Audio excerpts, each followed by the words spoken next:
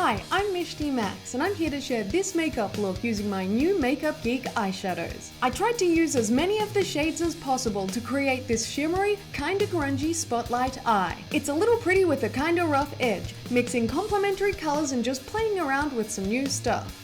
So here's all my new Makeup Geek eyeshadows neatly stacked in the Z palette, ready for me to start. If you want to see a review and swatches of all of these, look out for the card and description box links. To start, I have this sample of the Urban Decay Anti-Aging Primer Potion, and I'm smearing that all over my eyelids and underneath as well. To get the eyeshadows going, I'm applying the lightest shade of the Inglot No. 101R eyeshadow to my brow bone area with the Sedona Lace EB09 blending brush. Going back into that peach eyeshadow, I'm taking a mix of the medium and deepest strips to run through my crease as a transition shade using the same brush. Now I have my new sassy little spatula and I'm going into the Makeup Forever Flash palette and scooping out some of the black cream, smearing it on the back of my hand so I can dab it on my mobile eyelid with my fingertip. Then I'm smoothing out the edges with the Real Techniques Base Shadow Brush to fade out the cream and also making sure the black base is black enough.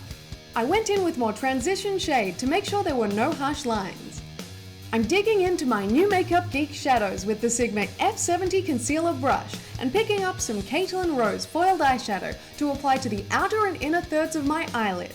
I'm packing on the shadow to create a spotlight or halo eye shape, also dragging a small amount of the eyeshadow across the crease to join the two sections. A black base really supports the metallic effect of shimmery eyeshadows. I ran the EB09 blending brush across the edge to buff it out a little. On the other side of the flat brush, I'm taking Blacklight, a duochrome eyeshadow from Makeup Geek, and placing it on the center of my eyelid. Over the dark base, it has strong pigmentation and the blue flash really comes through. I flipped over the paddle brush to fuzz out the edges and blend it into the deep purple, also adding in some more Caitlin Rose to smooth the transition around the lid. I picked up some more Blacklight eyeshadow and sprayed some MAC Fix Plus onto my brush to dampen the eyeshadow, and then strengthened the central highlight on the lid, bringing out more of the pink and purple to blue reflect. I pulled out the Sigma E36 tiny blending brush and tickled that around the edges for some lid blending.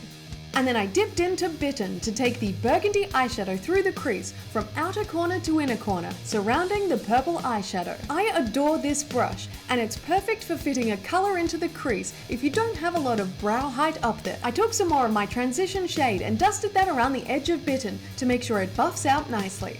To get a good crease going, it's all about layering the eyeshadows for vibrancy and blending over the top to get a soft look.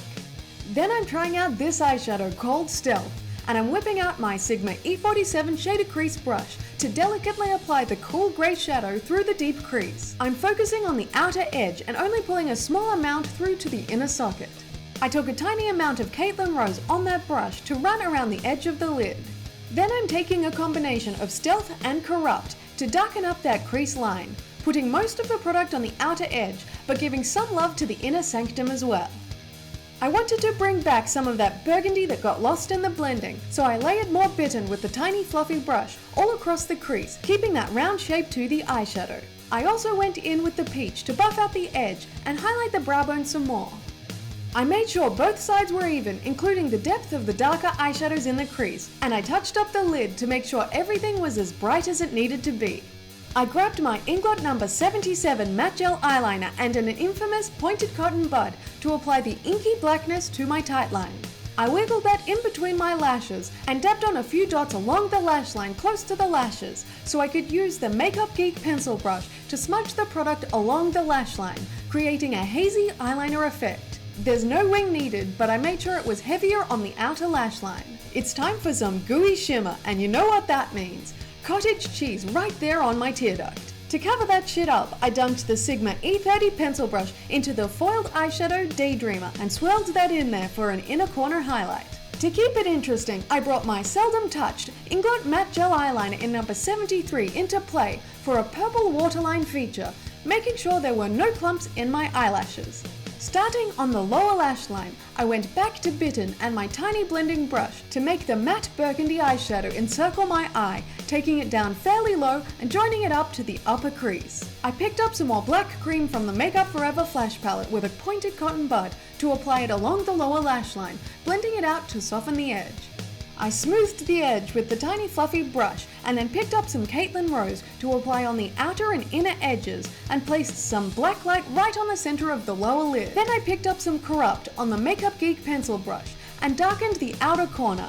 Since I had it in my hand, I also set the gel eyeliner on my upper lash line with a tiny amount of Corrupt. Smudging out that eyeliner some more, I increased the burgundy under the lower lid and made sure the Daydreamer highlight blended into the start of the lower lash line. I touched up the outer corners and then went on to curl my eyelashes in preparation for the CoverGirl Clump Crusher mascara, which I applied thickly. And I shellacked my bottom lashes with some MAC Giga Black Lash Mascara as well. I have this fancy new Urban Decay Brow Box by Gwen Stefani in Bathwater Blonde, and I'm going to try it out on my eyebrows for the first time. I'm using the tiny angled brush that is provided in the lower drawer and taking the lighter shade to run through my eyebrows. I'm keeping them in a natural soft shape as usual because that's how I roll, and taking a touch of the darker shade through the tail for definition there. I've tried the Brow Box a few times so far, and I've got to say, apart from its absolutely cute packaging that I couldn't resist, it's also a fantastic product, and I really love the color. I brushed through the hairs to remove excess product and then set them in place with Benefit Gimme Brow. I darkened up the crease a little and moved on to the face. I'm trying out another new product, the Hourglass Mineral Veil Primer, and I squeezed out a little pump and smeared it all over my face. After a couple of uses, I like it a lot. It feels silky soft and the skin looks lovely even after hours of wear. Then I have the Revlon Photo Ready Eye Primer and Brightener, which I applied to the hollows of my under eye to help brighten up the darkness, and I used my new Black Beauty Blender Pro to blend my base products into the skin. I set the concealer in all the usual places with diffused light from the Hourglass Ambient Lighting palette. I took the ColourPop highlighter in Hippo and applied it with my fingers first, and then smoothed it down with a brush along my cheekbones and in a C shape around my eye. For another ColourPop cheek product, I applied Prenup along my cheekbones and up to my temples with the Real Techniques blush brush. I enhanced my beauty spot with the Revlon Eyebrow Liner in Blonde. And I finally repurchased the Urban Decay All Nighter Setting Spray, and so I set my face with it thoroughly. I primed my lips and took Australis long-lasting retractable lip liner in the shade Romance to line my lips. I filled that in with the Clinique Chubby Stick Intense in Roomiest Rose. And this is just about the most nude or neutral lip you will ever see me in. And then I darkened the edges with the MAC Lip Pencil in Night Moth to create a gradient lip. I blended that in by running some more Chubby Stick in the center. So that's the end of that ride. I crammed in as many of these new eyeshadows on my lids as possible, and it turned out pretty well. I took a chance slamming Bitten next to the blue and purples because I really wanted to try it out, and I loved the way it looked.